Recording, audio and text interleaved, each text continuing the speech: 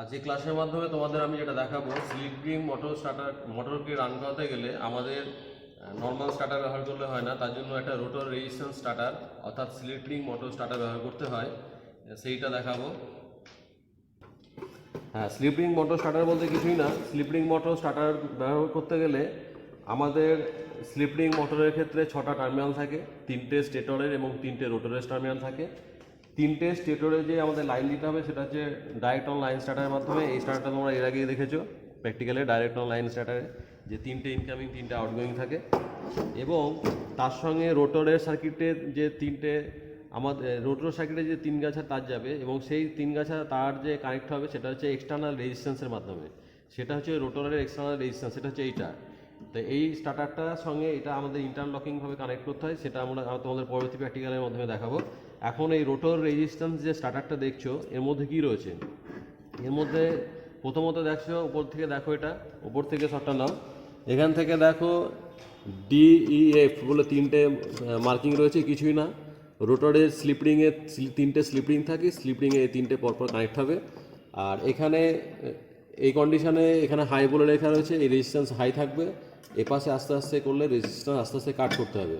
স্লিপরিং মোটরকে প্রথমত রান করাতে গেলে আমাদের রোটরের এক্সটার্নাল সার্কিট থেকে অতিরিক্ত রেজিস্ট্যান্স অ্যাড করতে হয়, যাতে মোটরের স্টার্টিং কারেন্টটা কম নেয় এবং স্টার্টিং টর্ক যাতে বেটার হয় এবং পাওয়ার ফ্যাক্টরের কারেকশানও বেটার হয়।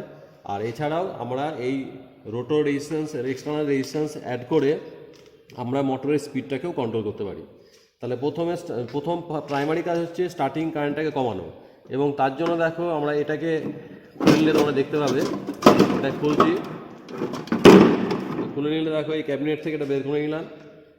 বের করে নিলে এর মধ্যে কী কী রয়েছে, এর মধ্যে দেখো সিরামিক অর্থাৎ পোর্সেলিনের টিউব গ্রুপ কাটা রয়েছে, এবং তার সঙ্গে দেখো নাইক্রোম তারের একটা রেজিস্ট্যান্স, প্রত্যেকটা টিউবের সঙ্গে তিনটে টিউব রয়েছে, 3টে টিউবে কিন্তু রেজিস্ট্যান্স অ্যাড করা আছে।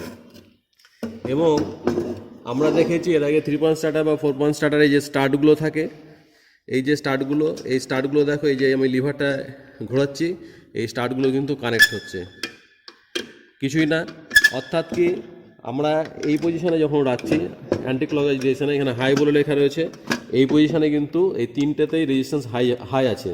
মানে অর্থাৎ এখান থেকে যখন আমাদের স্লিপরিং মোটরের রোটরে যাবে তখন হাই রেজিস্ট্যান্স অ্যাড হবে, এবং এটাকে যখন আস্তে আস্তে এইভাবে কাট করব তখন কিন্তু রেজিস্ট্যান্স আস্তে আস্তে কমবে, এবং একটা সময় সেটা কী হবে, পুরো জিরো রেজিস্ট্যান্স। এবং 3টে যে এখানে রেজিস্ট্যান্স দেখছো, 3টে কিন্তু ইন্টারনালি স্টারে কানেক্টেড আছে।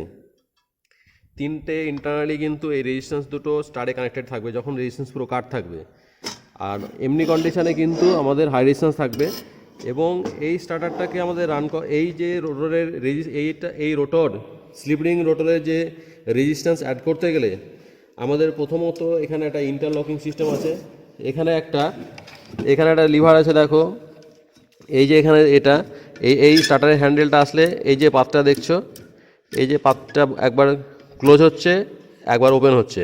তো পাতটা নর্মালি কিন্তু ওপেন থাকছে, এইখানে এসে ক্লোজ করলে মানে কি, এইখানে কিন্তু স্টার্টারের সব থেকে বেশি রেজিস্ট্যান্স, অর্থাৎ রেজিস্ট্যান্স আমরা যতক্ষণ না অ্যাড করবো ততক্ষণ কিন্তু এই পাতটা ক্লোজ হবে না, অর্থাৎ সার্কিট কমপ্লিট হবে না। আমরা যদি এই কন্ডিশনে রাখি বা এই কন্ডিশনে রাখি, দেখো এটা ওপেনই থাকবে। তাহলে আমাদের স্লিপরিং মোটরকে রান করাতে গেলে সবসময় আমাদের রেজিস্ট্যান্স কিন্তু অ্যাড করতে হবে এক্সটার্নাল সার্কিট থেকে। আবারও দেখো এই যে টিউবগুলো সিরামিক বা চীনামাটির টিউবের উপরে গ্রুভিং করে নাইক্রোম তারের দিয়ে রেজিস্ট্যান্স করা আছে, অথবা ম্যাঙ্গানিন বা কনস্ট্যান্টানের অ্যালয় দিয়েও অনেক সময় তোমাদের এই ধরনের রেজিস্ট্যান্স তৈরি করা হয়। এবং যেটা বলেছিলাম যে এই যে দুটো তার, সেটা হচ্ছে আমাদের ডল স্টার্টারের যে এনওএনসি থাকে, অর্থাৎ ডল স্টার্টারের কন্ট্রোল সার্কিটের সঙ্গে কিন্তু আমাদের এটা ইন্টারলকিং করতে সাহায্য করবে। এবং কিভাবে ইন্টারলকিং করবে সেটা আমরা কিন্তু এর পরবর্তী প্র্যাকটিক্যালের মাধ্যমে দেখব, যে ইন্টারলকিং কীভাবে করতে হচ্ছে কন্ট্রোল সার্কিট ডায়াগ্রামের মাধ্যমে। এখন আমরা এটা একটা ডল স্টার্টার দেখছো, এটা ডল স্টার্টার তোমরা এর আগে অলরেডি দেখেছো। এখন আমরা টেস্ট করব যে এর যে এনওএনসি, যেটা নর্মালি ওপেন নর্মালি ক্লোজ, তার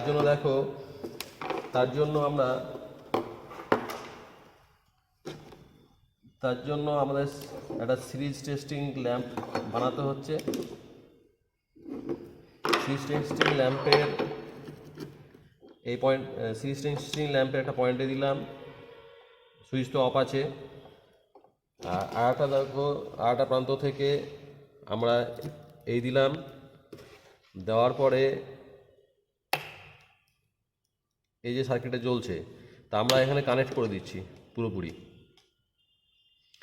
কানেক্ট করে রাখছি, তাহলে আমাদের অপারেট করতে সুবিধা হবে। এই দেখে নিলে এই কন্ডিশনে ল্যাম্প জ্বলছে। এখন কানেকশানটা দেখলে যে এখানে সকেট পয়েন্ট থেকে জাস্ট কিছুই না, ল্যাম্পের সিরিজ করেছি, এখান থেকে ল্যাম্পের হয়ে এখান থেকে সার্কিট কমপ্লিট হয়ে আবার এই নিউট্রাল হয়ে ব্যাক করবে, তবেই কিন্তু ল্যাম্পটা জ্বলবে।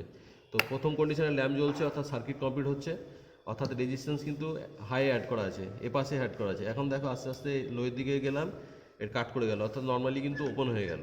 যে ইন্টারলকিংয়ের যে ব্যাপারটা বলছিলাম আমরা, এটাকে এই যে এখানে কিন্তু লো রেজিস্ট্যান্স, এগুলো মিডিয়াম রেজিস্ট্যান্স, যতক্ষণ না রেজিস্ট্যান্স আমরা পুরোপুরি অ্যাড করবো ততক্ষণ পর্যন্ত কিন্তু এটাকে এই সুইচটা অন হবে না। আর অন হলেই কিন্তু ল্যাম্পটা জ্বলবে। দেখো এই সুইচটা অন হলো, ল্যাম্প জ্বললো, ঠিক আছে। তাহলে এই এই এই এই যে এই দুটো তার আমরা কিন্তু ডিউয়েল স্টার্টার, এই যে ডিউয়েল স্টার্টার দেখছো, ডিউয়েল স্টার্টারের সঙ্গে যখন কন্ট্রোল লিঙ্ক করবো তখন কিন্তু এই দুটো তার কিন্তু আমরা ইন্টারলকিংয়ের কাজে সাহায্য করবে।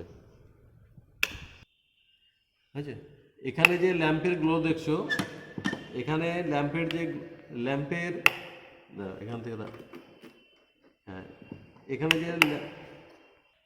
হ্যাঁ এখানে যে ল্যাম্পের গ্লো দেখছো, এই যে ল্যাম্পটা গ্লো এখানে কম বেশি কোনো ব্যাপার নয়, আমরা জাস্ট ইন্টারলকিং সিস্টেমটা দেখছি। অর্থাৎ রেজিস্ট্যান্স যদি কাট থাকে, আমরা সুইচটাকে যতই অন করে রাখি না কেন আমাদের ল্যাম্পটা কিন্তু জ্বালানো যাবে না।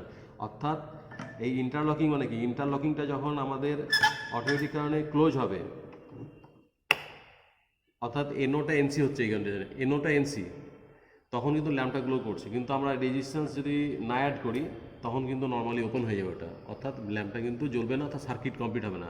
অর্থাৎ ইন্টারলকিং মানে কি, যতক্ষণ না আমার রোটর সার্কিটে হাই রেজিস্ট্যান্স অ্যাড করছি ততক্ষণ পর্যন্ত ডাইরেক্ট অন লাইন স্টার্টারকে আমরা কিন্তু রান করাতে পারবো না। অর্থাৎ দুটো কাজ একই সঙ্গে হবে, অর্থাৎ আমরা এই রেজিস্ট্যান্সটাকে হাই করব, তখনই কিন্তু ডাইরেক্ট অন লাইন স্টার্টারে স্টার্ট বাটন কাজ করবে। আর এটাকে যদি রেজিস্ট্যান্স অ্যাড না করা থাকে তাহলে ডাইরেক্ট অন লাইন স্টার্টারের স্টার্ট বাটন কাজ করবে না, অর্থাৎ আমি ডাইরেক্ট অন লাইন স্টার্টারকে স্টার্ট করাতে পারবো না। এবং ডিউয়েল স্টার্টার থেকেই কিন্তু বলেছি এখানে তিনটে মেন পাওয়ার ইনকামিং হয় এবং এর তিনটে আউটগোয়িং থেকেই মোটরের স্টেটরে যাবে।